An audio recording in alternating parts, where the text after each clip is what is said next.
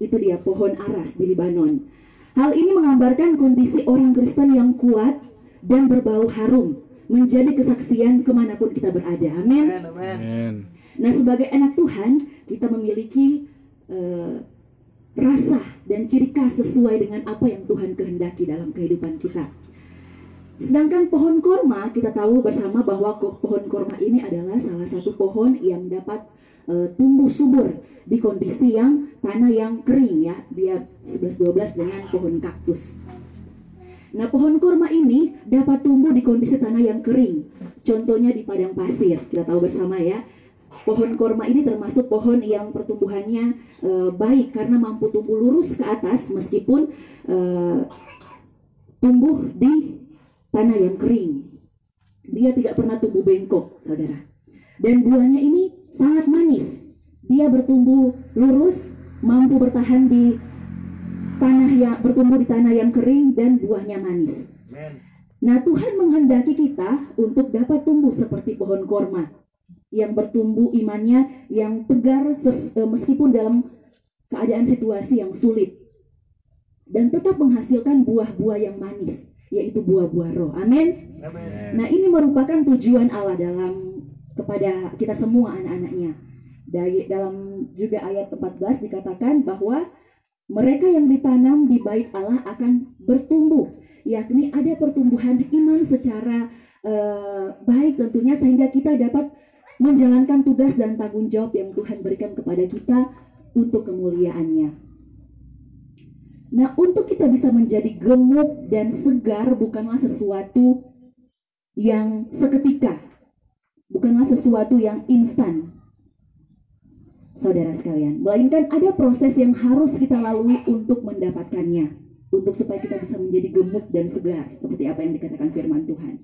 Seseorang harus ditanam di bait Tuhan dan mengalami proses pertumbuhan sehingga satu ketika menjadi besar dan menghasilkan banyak buah. Dalam ayat yang ke-13 dikatakan bahwa orang yang akan mendapatkannya adalah orang-orang yang benar menurut kebenaran firman Tuhan. Nah, kebesaran dalam hal ini berarti identik dengan iman. Ya, karena iman manusia dibenarkan melalui tiga hal. Ada 3 hal prinsip iman, yaitu yang pertama, mengetahui pengetahuan yang benar tentang Allah. Yaitu kita dalam kehidupan kita membaca firman Tuhan, kita melakukannya. Yang kedua adalah pengandalan akan Yesus Kristus. Kita baca dalam 2 Petrus 3 ayat 18. 2 Petrus 3 ayat 18. 2 Petrus 3 ayat 18, firman Tuhan, tetap bertekunlah dalam kasih tetap bertumbuhlah dalam kasih karunia dan dalam pengetahuan akan Tuhan dan juru selamat kita Yesus Kristus, baginya kemuliaan sekarang dan sampai selama-lamanya. Amin. Kita harus bertumbuh di dalam Tuhan. Amin. Amin. Kata bertumbuh ini dipakai oleh istilah pertanian, ya.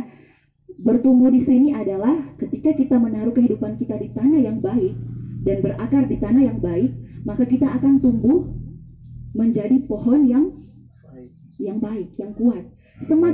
Semakin kita bertumbuh, semakin pohonnya besar, akarnya akan semakin ke dalam tanah, semakin dia masuk ke dalam tanah, semakin jauh di dalam tanah, maka pohon ini akan kuat.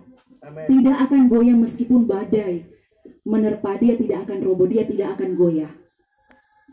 Amin. Begitu juga dengan kehidupan kita. Ketika kita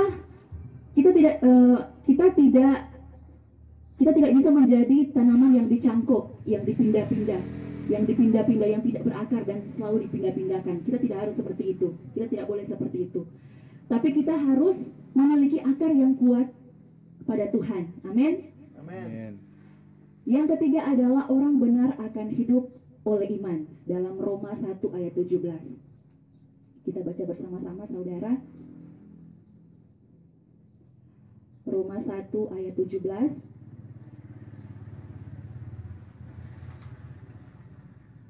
firman Tuhan, sebab di dalamnya nyata kebenaran Allah yang bertolak dari iman dan memimpin kepada iman, seperti ada tertulis, orang benar akan hidup oleh iman. Sekali lagi, sebab di dalamnya nyata kebenaran Allah yang bertolak dari iman dan memimpin kepada iman, seperti ada tertulis, orang benar akan hidup oleh iman. Katakan amin. Amin. Nah saudara, mereka yang ditanam di bait Tuhan akan bertumbuh di pelataran Tuhan, yang ditanam di bait Tuhan akan bertumbuh dengan baik tentunya. Jadilah orang Kristen, anak-anak Tuhan yang mengalami pertumbuhan yang baik, yang ditanam di bait Tuhan dengan lebih mendekatkan diri kita dengan Tuhan, sehingga dapat bertumbuh dan berbuah bagi kemuliaan nama Tuhan. Amin. Amin. Ya, akhir-akhir ini saya mau bersaksi sedikit kalau iman saya sangat diuji, di mana banyak sekali persoalan-persoalan yang saya temui akhir-akhir ini memang sangat-sangat membuat saya goyah, terutama iman saya kepada Tuhan.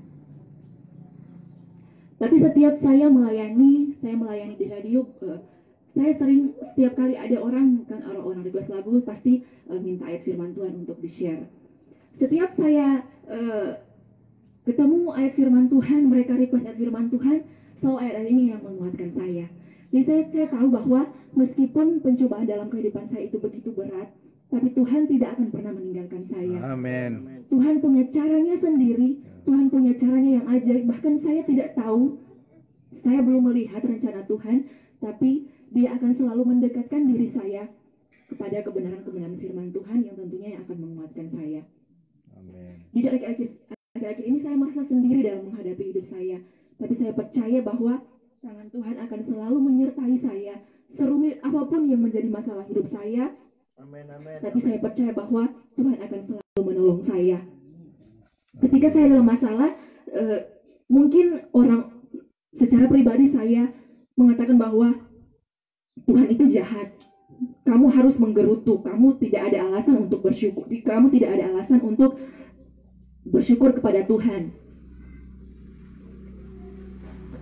Kamu sendiri, pokoknya ada banyak cara yang iblis mencoba untuk merenggut kehidupan saya, untuk berbalik lagi ke jalan dunia. Tapi di setiap keseharian saya, tidak ada alasan bagi saya untuk tidak mengucap syukur pada Tuhan. Setiap saya dalam keadaan yang terpuruk, saya selalu lihat YouTube ataupun lihat kesaksian-kesaksian dari orang-orang lewat media, bahwa masih banyak sekali orang-orang yang mengalami hal yang lebih buruk dari saya, tapi mereka masih bersyukur, masih dapat menjadi berkat buat orang lain. Tapi kenapa saya tidak? Itu yang selalu menguatkan saya. Tidak ada alasan bagi saya untuk tidak dapat mengucap syukur kepada Tuhan melalui nafas kehidupan. Seperti yang dikatakan Tuhan, saya sudah dibuat segar, saya sudah dibuat gemuk oleh Tuhan. Amin. Oleh kebenaran firman Tuhan. Kenapa saya tidak bisa bersyukur? Itu dia. Kebanyakan orang-orang Kristen akhir-akhir ini yang menjadi krisis orang Kristen akhir-akhir ini adalah masalah bersyukur. Yang tidak ada Dewi Sadiki mengeluh. Saki Sadiki mengeluh. Saya pernah mendengarkan kesaksian dari sebuah pastor, saya lupa pastornya namanya siapa. Dia memiliki masa lalu yang cukup rumit. Dia ditinggalkan oleh suaminya di negara yang sama sekali dia tidak pernah tinggal. Dia ditinggalkan suaminya dalam keadaan yang punya anak yang sakit leukemia. Anaknya ini masih kecil. Tapi saat dia sebelum itu dia tidak mengenal firman Tuhan, dia tidak mengenal apa itu Tuhan. Di saat titik terendah dalam kehidupannya, dia meminta pertolongan Tuhan. Tuhan, kalau benar Engkau ada, Engkau pasti menjamah hidup saya. Engkau pasti akan mengangkat saya. Engkau pasti akan melepaskan saya dari segala beban hidup yang saya jalani. Akhirnya benar, Tuhan merubah kehidupannya. Tuhan mengangkat kehidupannya. Dan sampai sekarang dia melayani di negara-negara terpencil, kota-kota terpencil. Dia memberi makan banyak anak-anak di sana, anak-anak yang kalau mau makan itu mau makan di sebuah negara diceritakannya bahwa ketika mereka mau makan Mereka, anak-anak itu makan dari sisa-sisa ayam-ayam, tulang ayam dari rumah-rumah makan. Dan mereka bersyukur karena mereka bisa makan ayam. Hore, ada ayam. Mereka bersyukur. Hore, ayam, kita makan ayam. Dari situ saya, wah, luar biasa. Dalam keadaan yang seperti itu pun makan tulang ayam yang dagingnya hanya sekecil itu pun dari sisa dari orang-orang yang makan di rumah makan tersebut, mereka masih bisa bersyukur dengan menyambut gembira, wah, kita makan ayam. Bagaimana dengan kita yang masih dicukupkan dalam segala hal, kita masih bisa makan, kita masih bisa menghirup udara yang segar. Di negara-negara lain itu mungkin tiap harinya ada konflik, bom di sana sini, mereka tidak tenang, tapi mereka masih bisa bersyukur. Bagaimana dengan kehidupan kita? Sudahkah kita bersyukur hari ini dengan semua berkat yang sudah Tuhan berikan kepada kita? Katakan kiri kananmu, saudara, apakah hari ini Anda sudah bersyukur? Haleluya. Bisa menikmati beras, bisa masih menikmati nasi yang fresh, yang segar, masih bisa minum, masih bisa menikmati cuaca yang luar biasa hari ini. Sudahkah kita bersyukur pada Tuhan? Mari kita mau bersyukur kepada Tuhan. Mari kita mau mendekatkan diri lagi kepada Tuhan. Meskipun apapun yang terjadi dalam kehidupan kita, susah, senang, mari kita mau datang kepada Tuhan. Setiap masalah kita bawa kepada Tuhan. Kita memiliki iman, kepercayaan kepada Tuhan. Amin. Kita mau berjalan bersama-sama dengan Tuhan. Kita ada masalah, pegang firman Tuhan. Kita ada hal-hal yang tidak kita ingini terjadi dalam kehidupan kita, pegang firman Tuhan bahwa setiap apapun yang terjadi dalam kehidupan itu mendatangkan kebaikan bagi kita. Orang lain menyakitkan hati kita, selalu kita katakan bahwa sukacita Tuhan adalah sukacita saya. Amin. Setiap hari kita perkatakan firman Tuhan, maka itu yang terjadi dalam kehidupan kita.